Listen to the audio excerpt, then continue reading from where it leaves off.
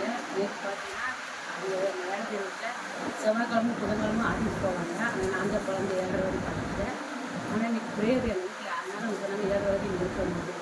அதனால் எசப்பா என்ன எனக்கு ஒரு சோதனை இருக்குது அப்படின்னு சொல்லிட்டு நானே மனசுலேயே நினச்சிருந்தேன். கடைசியில் பார்த்தா மதியானம் 3 மணிக்கு ஃபோன் பண்ணிட்டு எங்கள் வீட்டில் தான் மீட்டிங் வந்தேன் அப்படின்னு சொன்னாங்க. சரி எனக்கு ரொம்ப சந்தோஷமாயிடுச்சு. அதை கேட்டு பார்த்துட்டு நினச்சேன். அது மாத்திரம் போன எங்கள் அம்மா வந்து போன வாரம் வந்திருந்தாங்க இல்லையா, 1ஆந்தேதிக்கு முதல் நாள் வந்திருந்தாங்க. அப்படி பாஸ்ட் ஐயா மறுநாள் 1ஆந்தேதி அப்போ வந்து எனக்கு ப்ரே பண்ண வீட்டுக்கு வரவான்னு கேட்டாங்க. நான் சொன்னேன் வேணாம், எங்கள் அம்மா இருக்கிறப்ப சண்டை போடுவாங்க அப்படின்னு நான் சொன்னேன். சரி அதனால் பாஸ்ட் ஐயா வரல, நானும் அதை விட்டுட்டேன்.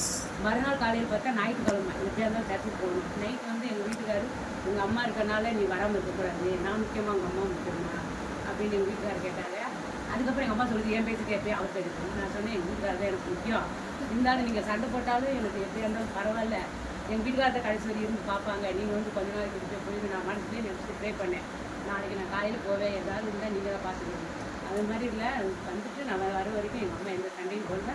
அதனால் கருத்துருக்கு நன்றி. அது இல்லாமல் என் பையனுக்கு வந்து எப்பப்பா மொதல் நாள் ஃபுல்லாக நல்லா இருக்கலாம், இந்த ஞாயிற்றுக்கிழமை மாத்திரம் அவனுக்கு வயிறு வருது, லூஸ் மோஷன் ஆகிடுது. அதனால் அவனுக்கோசம் ஜெபம் பண்ணுங்க. அப்போ கூட நான் கேட்பேன், பொய் சொல்கிறியா உண்மையிலே அப்படின்னு கேட்டுக்குவாங்க. எனக்கு கடவுள் பார்த்துக்குவாரு அப்படின்னு சொல்லிட்டு நான் திட்டிட்டு வருவேன். ஆனால் அப்போ கூட எனக்கு அப்போ கூட திட்டிட்டு வந்தோன்னா மனசு கேட்காது, ஐயோ நம்ம எப்படி சொல்லிட்டோமே நினைப்பேன். அதனால் என் பசங்களுக்கு 2 பொண்ணு, என் பொண்ணுக்கும் என் பையனுக்கும் எங்கள் வீட்டுக்காருக்கும் ப்ரே பண்ணிக்கணும். எனக்கும் உடம்புல ரொம்ப தலைமை வருது. அங்கே இருக்கும்போது நிறைய வேலை செஞ்சுருந்தேன். இவங்க வந்து வேலையே செய்ய முடியல. அந்த ஒரு வீட்டில் செய்கிற அது கூட என்னால் முடியலை. அதனால் இந்த கருத்துக்கு நன்றி.